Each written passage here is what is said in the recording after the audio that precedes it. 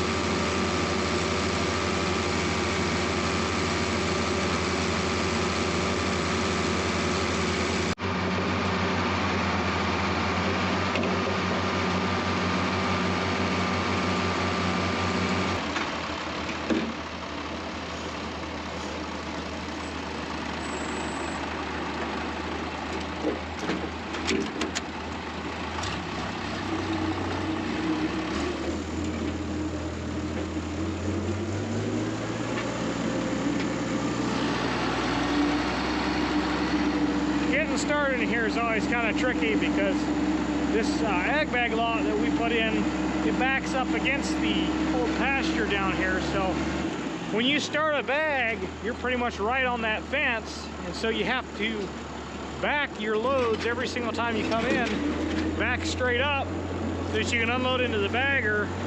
So it's not quite as cut and dry as it is in a situation where you have a nice open lot. So it takes a little finagling.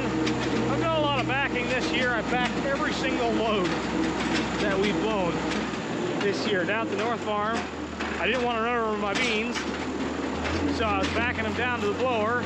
The West Farm, same deal, didn't want to run over my beans, so I was able to pull down to the blower, but when I go to leave, you have to make a hard 90 going around the barn there, and there's a field. You can't cut too sharp because your tires on your front of your blower tractor will hit the rear tandems on your forage wagon, so I'd back and clear out of there. So this year I've done quite a bit of backing. You'd think I'd be pretty good at it, right? Getting started there, I tell you, I did more screwing around there in that first 4 loads than I think I've done all year. So we're headed out to grab another load now. This corn in this field is in about perfect condition. The first silo we filled with the North Farm, the corn was getting a little bit on the dry side. We got it in good time this spring. We've had a dry spell of weather here. It's maturing very quickly. But this field here is about perfect moisture. We chopped off the west side of the field because it was a little closer to that 60-foot silo over there. And that was a little bit drier. This east side here has a little bit more moisture to it. It seems a little bit greener. It's pretty good corn. 4 rows going one way, fills these big wagons. It's a pretty good yield. So we'll see how many loads it takes. I've got a little counter there on the post of the chopper. That's how I keep track of the loads. It took 19 loads to fill that 16 by 50 over there. It wasn't quite empty, pretty close. These Myers wagons that we have now have risers on them, and they're very tall, and so you can pack a lot of stuff in those. The wagons we used to have, it was hard to get them full with this chopper. This bow was so tall. So these wagons are a lot nicer to chop into.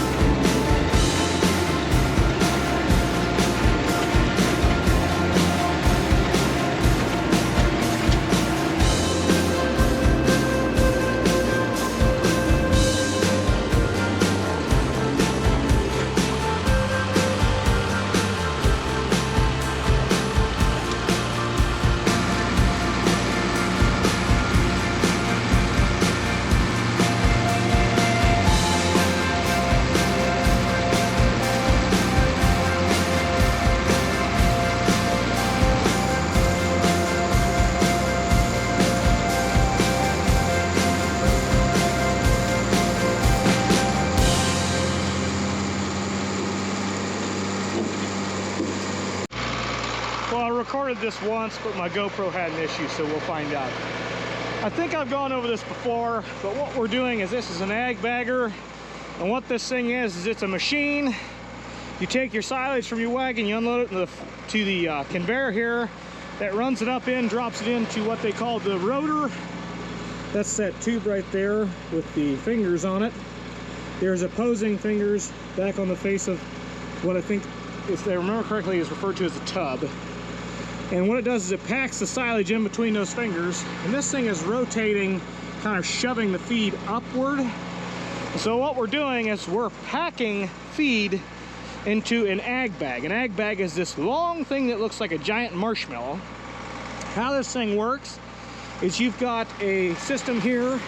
It's run off of a tractor here. It comes into a gearbox and it divvies the power up amongst several different things. But anyways, you've got a brake system here. You set your pressure, your desired pressure. There's a couple marks on here from other people that have put marks where they want it. Anyways, you set your pressure, and what that does is that's a brake.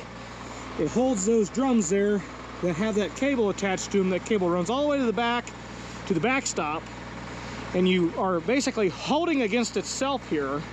You tie the end of the bag shut, you pack against that backstop there, and we're filling this 200-foot bag. In this case, this is a 9x200.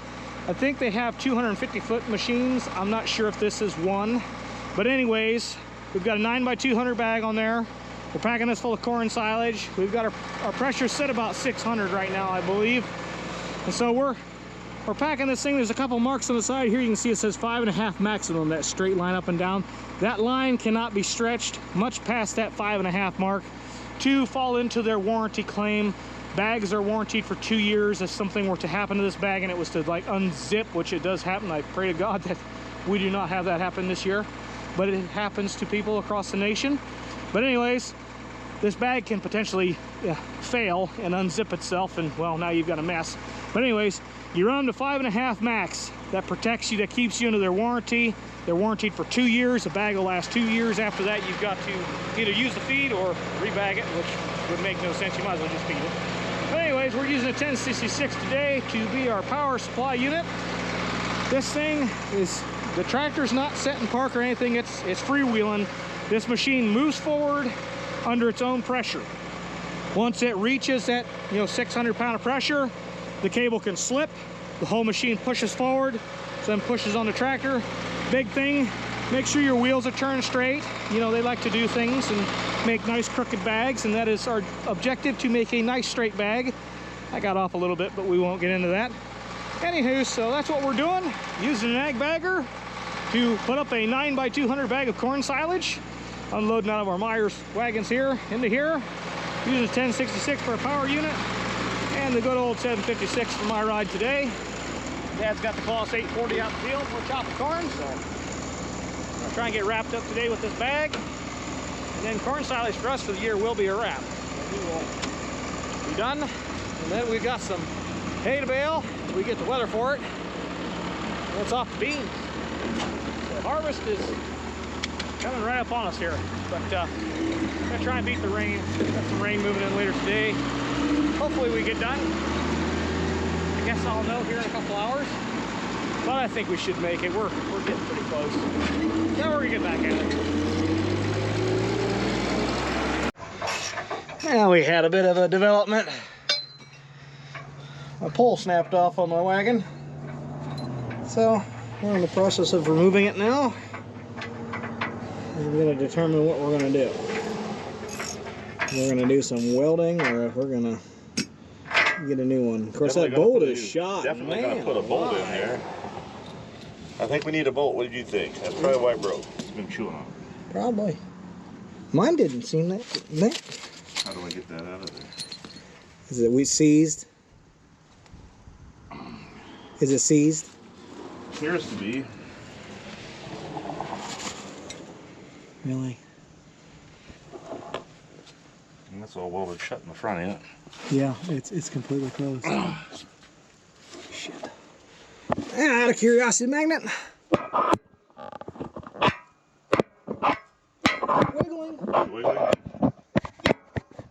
Yep. There doesn't happen to be another bolt in there, does there? Somewhere? No? No. No. Well, you guys might assist. Is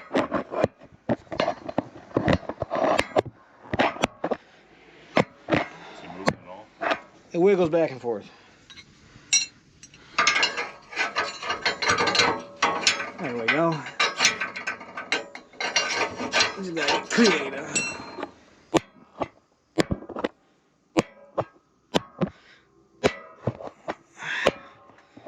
Boy, if I could get a hold of just what I want.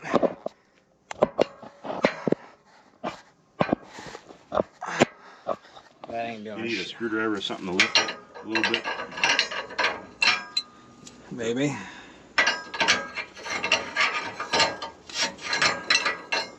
That ain't it.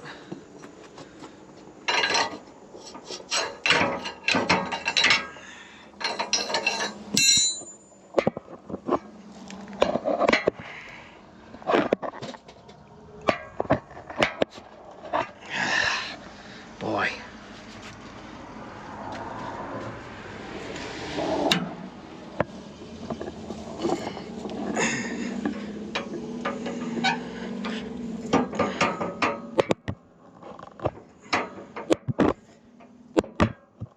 There. Oh, camera's good for something. Yeah. Boy, it's a long pole. Yeah, it is. You want to sleeve it and weld it or what? Now let's get it out here and look at it. Definitely putting a new bolt in. Yeah, that one's a bit shot. I don't know about. Gotta do the next thing. Yeah. Oh well. Here's the socket I was laying on. Oh, that thing's heavy. Good grief. You might want to watch out. You want to turn it the other way? Yeah, I'm working on it.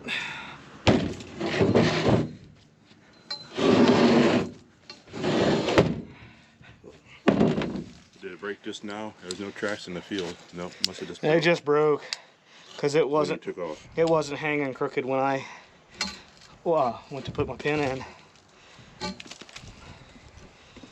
I guess thankfully. I'd have pulled apart if it had been behind you. 2 1/4 inches inside diameter.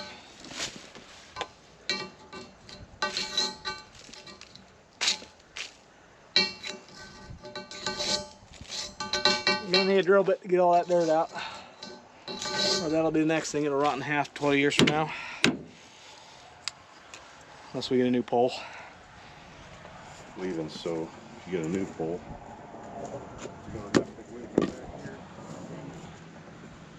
You can't go in from the rear.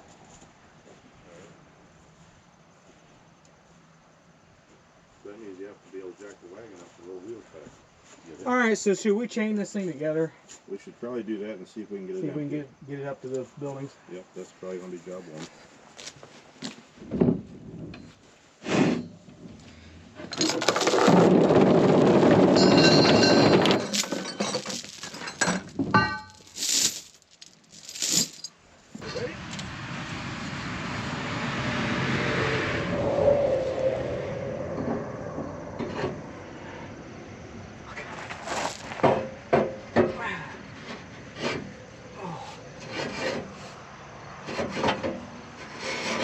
Okay, we're back.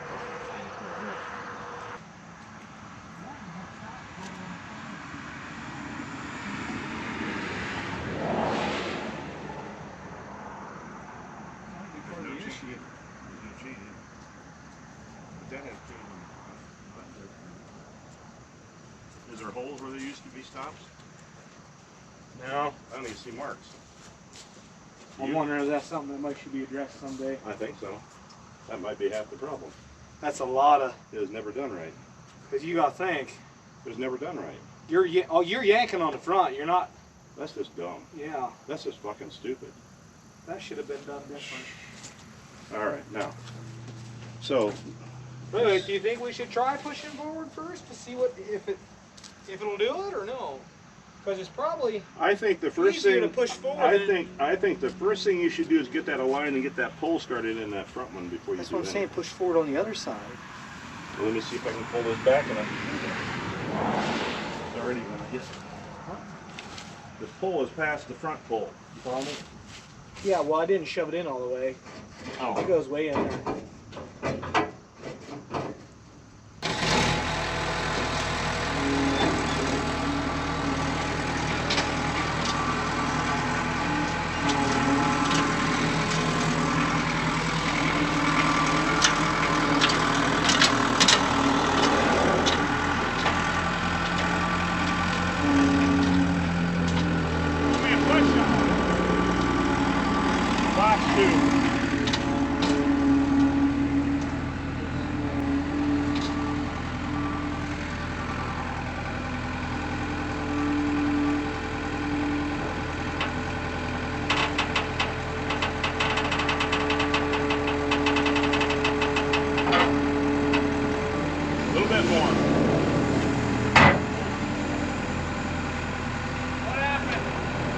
Get a bar and hold the pole down.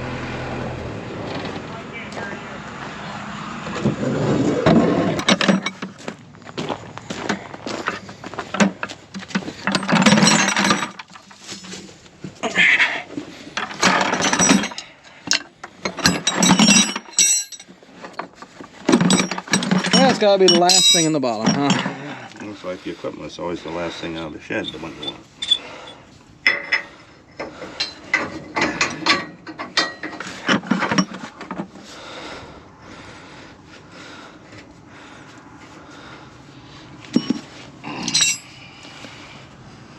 It's coming through. Here. Sorry, still loosen.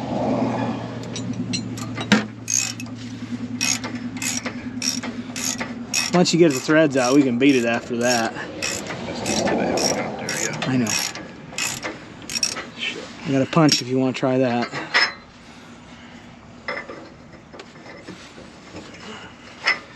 We might need the alignment tool if you know what that is. Yeah. Did that change anything or no? The DeWalt alignment tool. I know, but did that just change anything? Let me try it.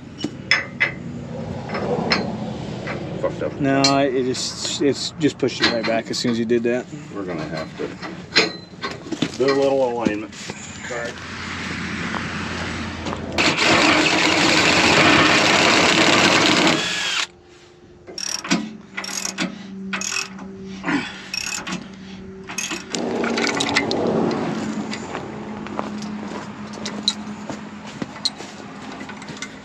Thank you.